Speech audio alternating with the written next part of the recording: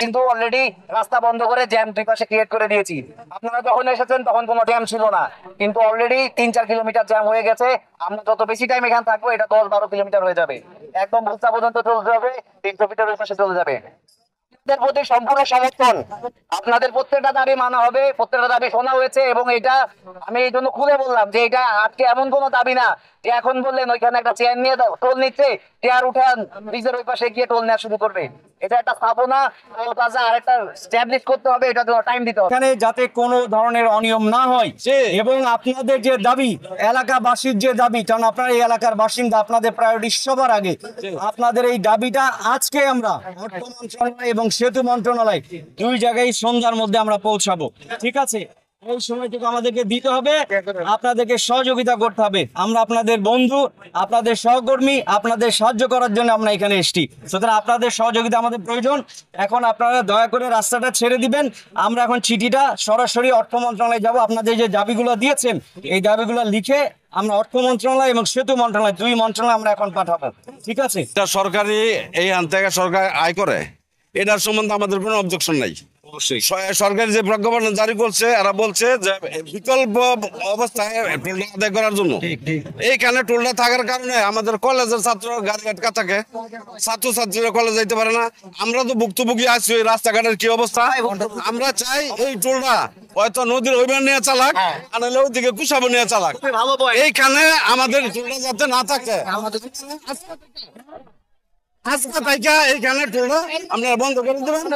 এই জায়গায় অনেক দুর্ভোগ হয় তার এই টোলের জন্য তার আমাদের অনেক জ্যাম, যানজট, অনেক দুর্ভোগ আমাদের সাফার করতে হয়। আমাদের অনেক ঠিক আছে, অভিযোগ দিব যে অবৈধ কিনা সেটা আমাদের যাচাই করার জন্য, শোনার জন্যই আমরা এসেছি।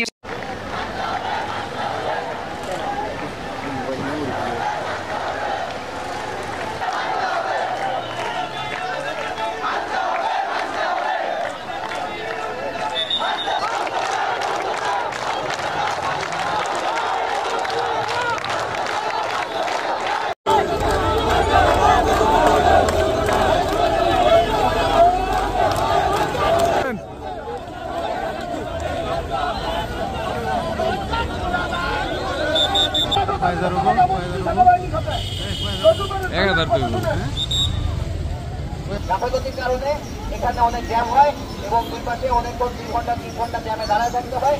এই কারণে জনগণের আপনারা বলে মাসের মধ্যে এই রোড রাস্তা করে চলতে হবে। আজকের মধ্যে যদি করা হয় এখন যে জ্যাম আছে এই জ্যাম আরো বেড়ে যাবে, কারণ দুইটা প্ল্যান রয়েছে, করা হবে না।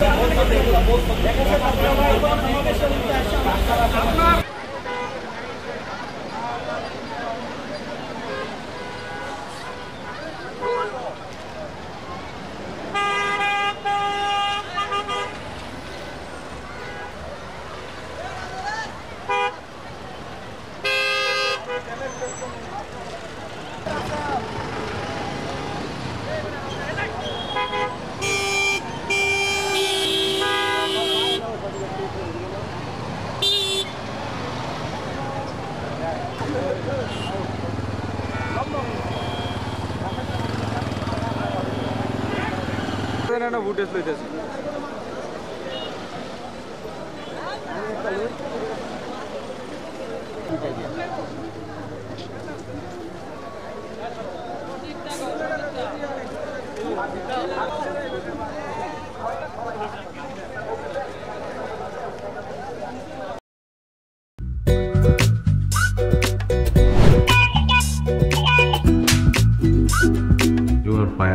লোকটা একটু মেন্টাল।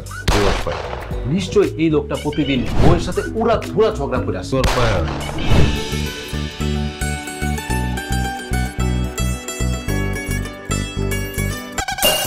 এটা কি? হ্যাঁ, এটা কি পেঁপের জুস নাকি ভাতের মার? করলা জুস আবার কেন কালকে খেলাম ডাক্তার তোমাকে 3 বেলা খেতে বলছে, আমি সেখানে 1 বেলা দিচ্ছি, 3 বেলা করে দিব? আমার অপরাধটা কি ছিল মা? কি অন্যায় করছিলাম আমি? এরকম চিৎকার চেঁচামেচি করলে সোজা দারোয়ানের রুমে পাঠিয়ে দিব। খুবই সুন্দর লাগছে। ওটা আমি না, ওটা প্রমা। আসসালামু আলাইকুম দুলা ভাই, কেমন আছেন? ডার্লিং আসো, তাড়াতাড়ি আসো। আমার একমাত্র শালি প্রথম বাসায় আসছে। দুলা ভাইকে ভালোবাসিস? জানি না ভালোবাসে কিনা। মা থ্যাংক ইউ তোমারে, এত সুন্দর এত ভালো একটা বউ জুটায় দেওয়ার জন্য। তুমি এমন সুন্দর, যে কোনো ছেলে তোমাকে একবার দেখলেই প্রেমে পড়ে যাবে। কি ডার্লিং, কফি খাওয়া? আসো ডার্লিং, একসঙ্গে কাজ করি। ও